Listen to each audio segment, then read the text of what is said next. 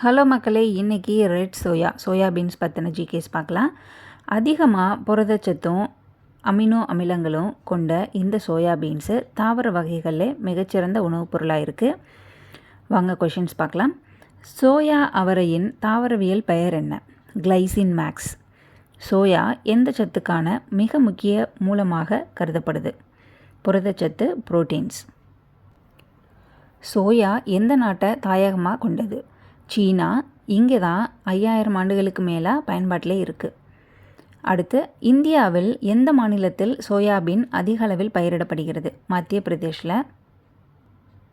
Soya எண்ணெயிலிருந்து எத்தகைய சூழலுக்கு உகந்த எரிபொருள் தயாரிக்கப்படுது? பயோடீசல். சோயாபீன் எந்த குடும்பத்தை சேர்ந்த தாவரம்? ஃபேபேசி குடும்பத்தை சேர்ந்தது. அவரை இனம். சோயாபீனில் பொதுவாக எத்தனை சதவீதம் புரதம் உள்ளது? சுமார் 36% to 40% வரைக்கும் இருக்குது. உலகில் அதிக அளவில் சோயாபீன் உற்பத்தி செய்யும் நாடு எது? பிரேசிலில் தான். அதுக்கு அடுத்தது அமெரிக்கா இருக்குது. சோயாபீனில் உள்ள கொழுப்பு வகை எத்தகையது? நிறைவுற்ற கொழுப்பு ரொம்பவே குறைவு. இதில் அதாவது செறிவூட்டப்பட்ட கொழுப்பு தான் அதிகமாக இருக்குது.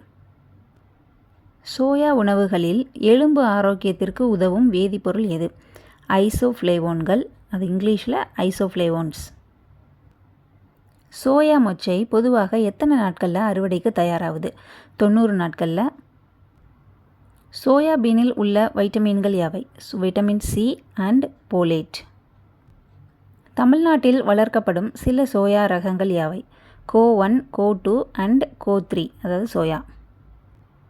சோயா சாஸ் எந்த நாட்டின் பாரம்பரிய சுவையூட்டி ஆகும்? சீனா ஆர் ஜப்பான்.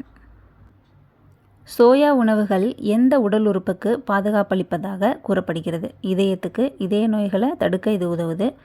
சோயா கழிவுப் பொருளானது விலங்குகளுக்கு எதற்காக பயன்படுத்தப்படுகிறது? கால்நடை தீவனமாக, அதாவது அனிமல் ஃபீடு. சோயா பாலில் எந்த சத்துக்கள் இயற்கையாகவே காணப்படுகிறது? புரதம், கால்சியம் அண்ட் பொட்டாசியம். சைவ உணவு பிரியர்களுக்கு புரதத்திற்காக பரிந்துரைக்கப்படும் முக்கிய மாற்று உணவு எது? Soybean or meal maker. Soybean விதைகளிலிருந்து எண்ணெய் தயாரிக்கப்படுகிறது? சோயா எண்ணெய். ஓகே மக்களே, இன்றைக்கி சோயாபீன் பற்றின ஜிகேஸ் பார்த்தா நாளைக்கு வேறு வீடியோவில்